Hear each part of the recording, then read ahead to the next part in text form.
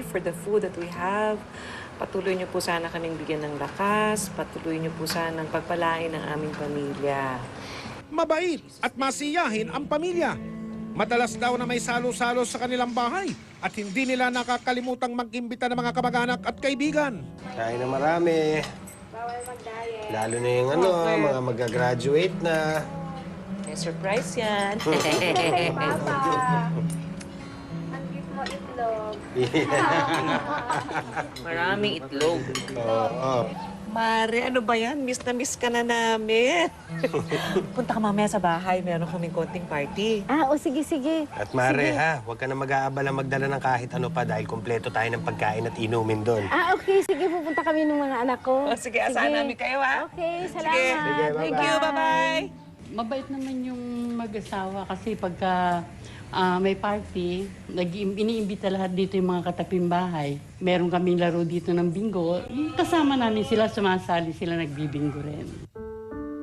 Ayon sa best friend ng pinaslang na binata, madalas siyang tumambay sa bahay ng kaibigan at kailanmay hindi siya tinuring ng iba ng mag-anak. Mabuti siyang kaibigan. Yung kunyari, alam niyang mali ka, hindi ka niya kukonsintihin. Sasabihin niya sa'yo kung ano yung kailangan mong gawin at saka kung ano yung tama. Pinakahilig niya, nagbabasketball talaga at saka nagpapasounds.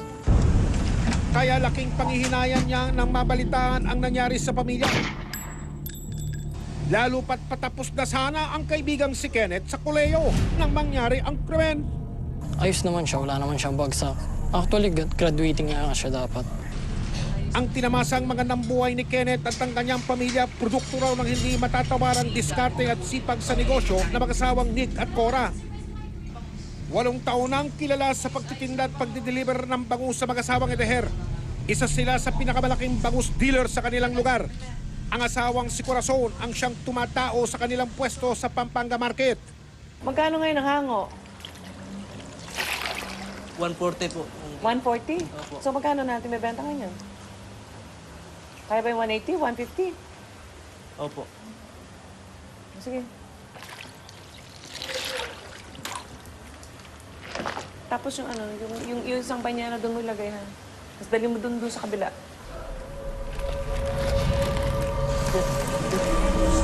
Dahil patok ang kabuhayan ng mag-asawa, isa sa tinitignang anggulo ng mga pulis na maaaring may kinalaman sa negosyo ang motibo sa krimen. Si Nicolas at saka si Corazon Edeher are mag-asawa na ang business po nila ay pagbabango sa palengke po ng Angeles City. At sila po yung may malakas na pagbebenta ng bangus doon na sa kanila umahango yung mga nagtitinda sa palengke. Mga anggulo na nakita natin dyan, mga business rivalry. Pero hindi lang sa pagtitinda ng bangus kumikita ang mag-asawa. Disyembre ng taong 2012 lang nang naengganyo rin daw si Nicolas na pasukin ang pagpapautang ng pera sa mga naglalaro sa kasino. Hindi raw biro ang halagang pinapautang ni Nicolas sa mga parokyano niya. Dami ka pa bang pera dyan? 100,000 pa ako rito. Alam mo naman ako, partner, laging handa. Dagdag mo na to. Alam mo naman yung mga sugarol, pag natatalo, naghahanap ng mga utangan pampuhunan. Bahala. Sana maraming matalo para maraming umutang sa akin. Siyempre. Maraming kita na to the extent na it will be easy for them to lend money doon sa sobrang kita. Pare, medyo may gusto ko ilapit sa'yo Ano ba yun? Katunayan, may mga pagkakataong pag isinasanla sa kanyang ilang sasakyan at mga titulo ng bahay at lupa ng mga nangungutang na parokyano ng kasino. Dahil sa mga kalakarang pinasok ni Nicolas at base na rin sa mga salaysay ng ilang katransaksyon niya sa negosyo, nabuo ang pangalawang teorya ng mga otoridad na posible ring may kinalaman sa kanyang casino financing business ang motibo sa pagpatay. ORCR. Tinitingnan po natin yung business ni Nicolas sa lending. Tingin namin malaking involved na pera dito kaya pinag-interesan na siya kasi ayon sa mga nakita namin mga pautang niya, mahigit na po sa 10 milyon yung mga lending niya.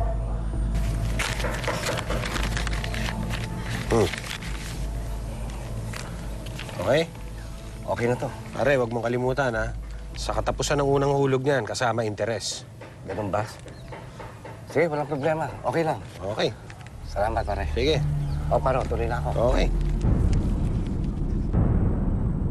May patutunguhan kaya ang mga haka-haka ng mga otoridad? May managot pa kaya sa malagim na sinapit ng pamilya Edeher?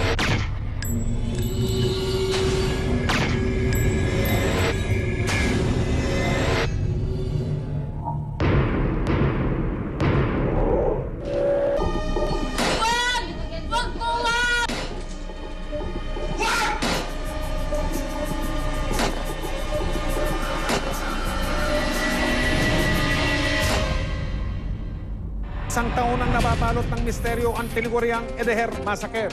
Tila hamon sa mga otoridad ang paglutas at pagtugis sa mga may sala. May kahantungan pa kaya ang kaso nito? Noong nakaraang taon, binuo kaagad ng Philippine National Police ng Angeles ang Task Force Edeher para tumutok sa pag-iimbestiga sa kaso. Pero isang taon matapos ang karumal-dumal na massacre, pagsubok pa rin sa mga otoridad ang mabilis na pagkulong ng investigasyon.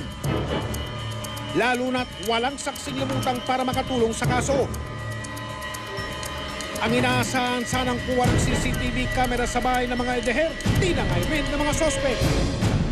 Meron sa gate, meron sa my garden, meron sa dining, meron sa ano ni Ate Cora, yung sa stairs niya, papunta sa room.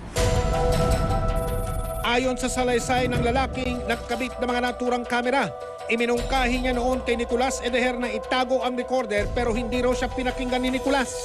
Sa halip, ipinapakita pa umano at ipinapanood pa ni Nicolas sa kanyang mga kasama sa bahay ang kinalalagyan nito.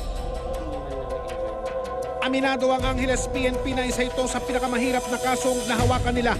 Very challenging sa amin lahat kasi walang iniwang bakas ang mga natin, perpetrators. Well-planned, well-executed.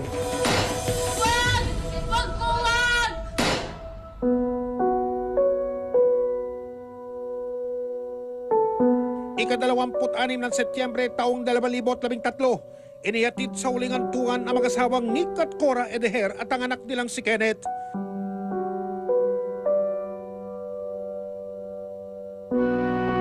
Gayon din ang iba pang mga biktimang sina Nelson, Benigno, Teresita at Kakay. Sa pagsisiyasat ng mga otoridad, may ilang itinuring na tinatawag na persons of interest o mga taong maaaring may kinalaman sa krimen. Yung witnesses wala at lahat ng mga kaibigan, kamag-anak, mga empleyado, former at present na nagtatrabaho sa kanila, ikinuhanan namin ng statement para makakuha kami ng lead sa kaso nito. Nahirapan kami dahil wala talagang eyewitness or eyewitnesses na ano. Isang Facebook page ang ginawa ng ilang kaanak ng pamilya Edeher para iparating ang patuloy nilang sigaw ng katarungan. Hindi pa man naghihilom ang sakit ng pangungulila para sa kaanak ng mga biktima. Lalo pa raw itong pinalala ng usad pagong natakbo ng kaso. Kaya naman isang pakiusap ang gustong iparating ng ina ni Nicolas sa mga otoridad. Gusto ko sana na kung sino man sila yung gumawa ng ganyan, sana magsalita na sila para mababawasan ang kasalanan nila. Kasi hindi basta-basta yung ginawa nila. Mababait ang tao, pinatay nila. Para sa ina ni Nicolas, hindi pa rin sila susuko hanggat walang nananagot sa karumal-dumal na krimen.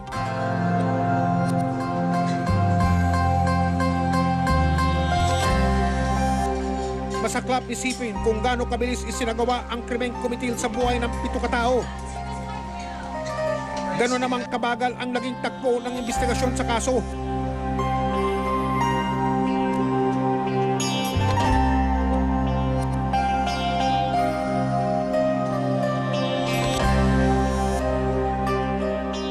Sa paggunita ng unang taong anibersaryo ng Edeher Massacre, kaisa ang investigador sa panawagan ng naiwang pamilya ng mga biktima na naway manaig na ang katarungan sa lalong madaling panahon. Maniwagan po ako. Mga pulis po at saka NBI, humingi po ako ng tulong para sa mga anak ko. Mababait po yung anak ko po. Sana po, tulungan niyo po kami sa problema namin.